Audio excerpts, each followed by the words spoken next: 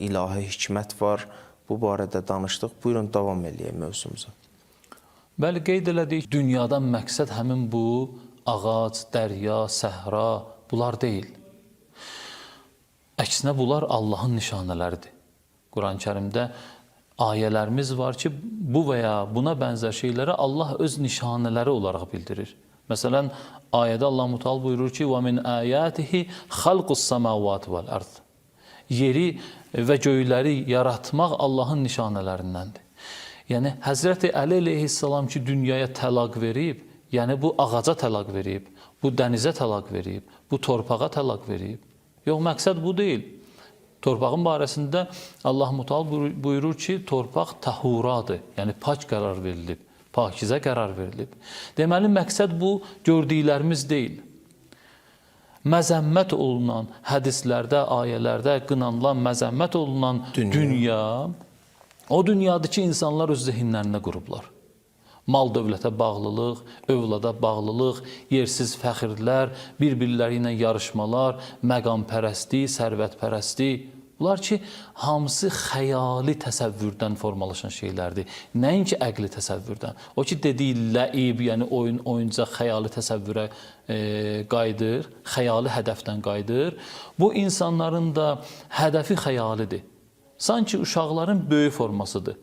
Nəyin üzərində yarışırlar? Bir-birlərinin sərvətlərinin üzərində, məqamlarının üzərində, bu və ya digər şeylərin üzərində yarışırlar. Hətta biz Quran-ı Kərimə baxanda görürük ki, Əlhəkumut təkəsur. Həmən o Təkəsur surəsində insanlar nə ilə fəxr edirdilər?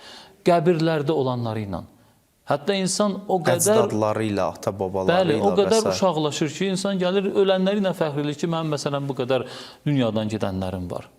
Bunlar hamısı məzəmmət olunandır. Əgər insan bu şeylərə bağlanırsa, məzəmmət olunan şeylər bunlardır. Düzdür ki, dünya həyatında Allah Teala insana müəyyən şeylər verib. Bu şeylər bağlanmaq üçün yox, axirət aləminə azuqə toplamaqdan ötürü... Bir imtihandır. Bəli, bizim üçün bir imtihandır və yaxud da axirət azuqəsindən ötürü bir vasitədir. Məsələn, bir məktəbdə, bir universitetdə dərslərin nizamlayan, xüsusi səlahiyyətli bir adam. Bəli, xüsusi səlahiyyətli bir adamdır ki, xüsusi hədəflə bu işi görür. Dərsləri nizamlayan bu məktəbdə uşaqlar üçün, məsələn, 4 saat dərs üçün vaxt ayırırsa, məsələn, 1 saat da oyun üçün vaxt ayırır. Məsələn, deyir ki, 1 saat da uşaqların oyun saatıdır. Bu dərsləri nizamlayanın hədəfi əsl həqiqətdə oyundan ibarət deyil. Bunun hədəfi dərsdir. Amma ümumi götürəndə, məsələyə ümumi baxanda, o dərsin kamilləşməsindən ötürü 1 saat oyun dərsinə də ehtiyac var.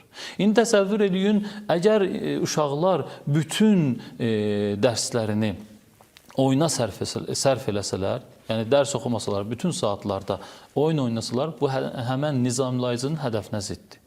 İndi Allah Teala da bizə bu dünyada müəyyən şeylər verib. Hədəfimiz axirətdir. Əgər hədəfimiz o uşaqlar kimi elə oyun oyuncaq olarsa, bu Allahın hədəfinə ziddir. Nizamlayıcının hədəfinə ziddir.